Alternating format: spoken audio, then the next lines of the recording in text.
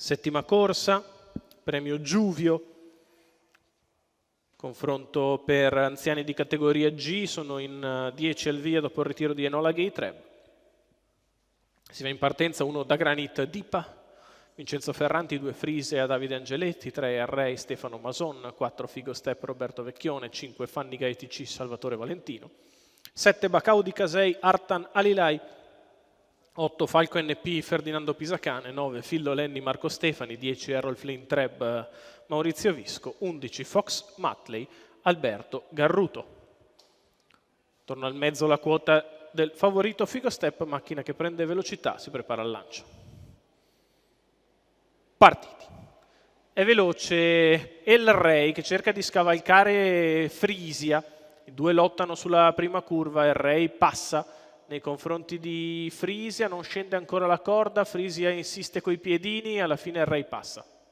E così El Rey al comando nei confronti di Frisia, all'esterno Figo Step, poi alla corda rimane Da Granit Dipa, viene in avanti Figo Step con decisione, passa a condurre nei confronti di El Rey che rimane secondo, 400 metri iniziali passati in 31. Di fuori ha spostato Da Granit Dipa che è venuto allo scoperto con il numero 1. Frisia rimane in quarta posizione, poi Falco NP, Errol Flynn Treb, ancora allo steccato Fillo Lenni. 600 metri iniziali in 45,2 con Da Granit Dipa che attacca Fillo Lenni. Sotto alle tribune Fillo Lenni e Da Granit Dipa alle prese, 800 in 59,7 che per la categoria è un gran bell'andare. E Fillo Lenni e Figo Step si difende al comando, Da Granit Dipa all'esterno, El Rey a contatto, avanti a Frisia.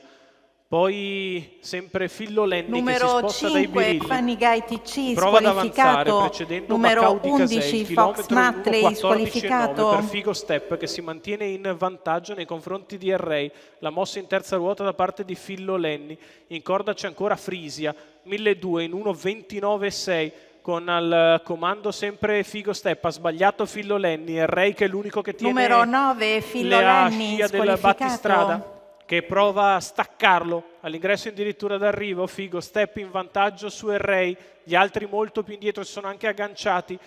Intanto Figo Step se ne va a vincere nettamente. Figo Step rispetta il ruolo di favorito, vince chiaramente. El Rey è diligente secondo, avanti a Frisia che è terza, 1,14,3, 29,7 per gli ultimi 4.